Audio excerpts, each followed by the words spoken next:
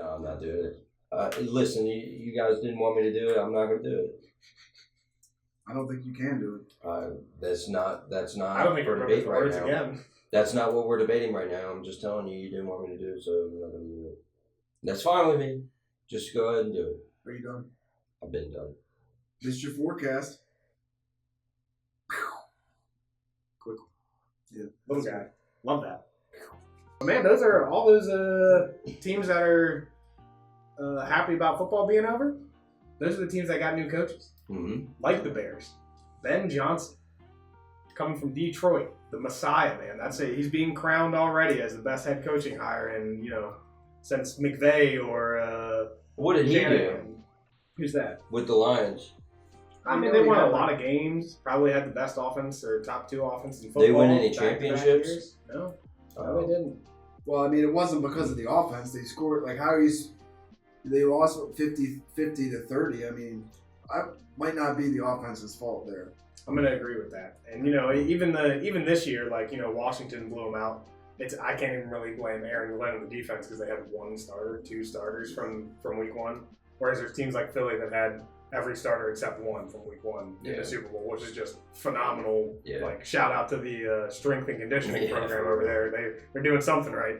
Well, Ben Johnson, though, it seemed to me he was being pretty selective because last year he was like, I don't want any of these jobs. Yeah, he took a lot of interviews and backed out of the Washington job.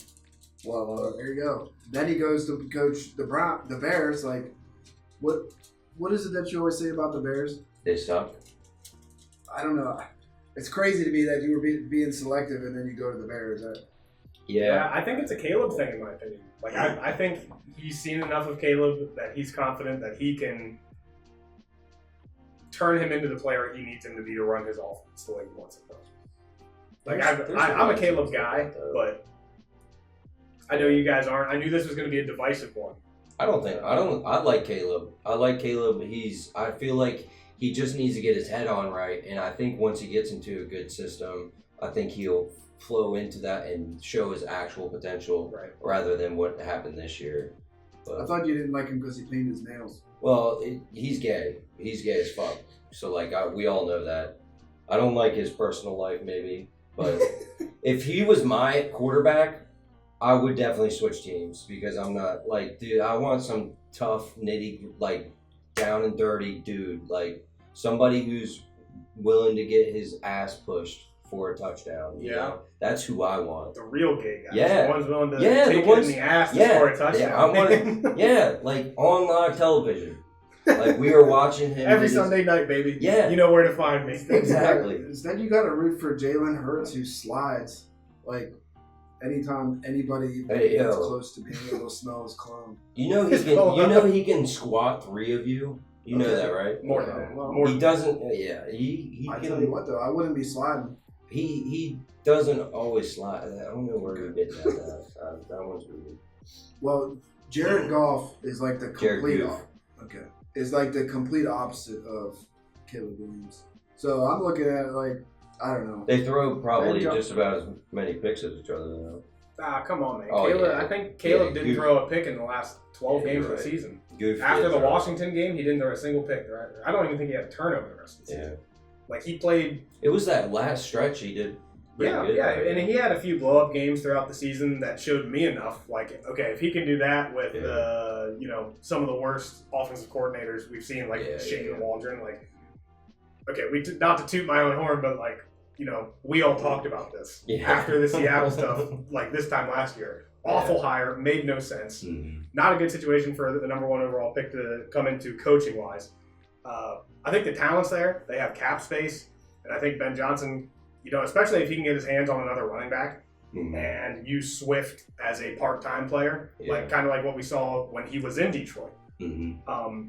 If they can have a bruiser to go with somebody like Swift, I think that offense could at least be an above-average offense, which is a step in the right direction for sure.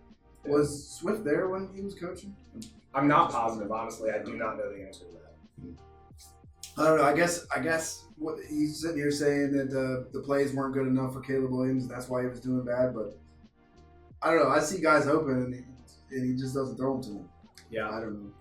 I'm not a big Caleb Williams guy, but I don't think Ben Johnson's going to be able to fix it. But I wouldn't argue with Ben Johnson if he was here. I'd be like, okay. Right, well, yeah. So I'd argue with Ron Rivera if he was here. About fair enough. I'm hopeful for Ben Johnson. I don't have a lot of hope for the Bears in general. Yeah. So. Hey, they're going to be under. Well, they're probably already being ran by somebody different. But Virginia McCaskey, R.I.P., the owner of the Bears, she passed away about a week and a half, 2 weeks ago. Her son was already the president of the team, so I'm imagining he was already in charge of the football operation. So probably not a change there, but something to look at. That's the kind of thing where maybe she was hard pressed on never selling the Bears, and now maybe these guys are saying, okay, I could get $1 billion, $6 million right now, and get out of here and not have to listen to shit from Chicago fans the rest of my life. That could be okay. Yeah. Just don't know. I would sell the Bears if I had them. I would sell any football team. I don't know if I'd sell Washington if I had them. Because I'm getting that revenue, right? I think I'm taking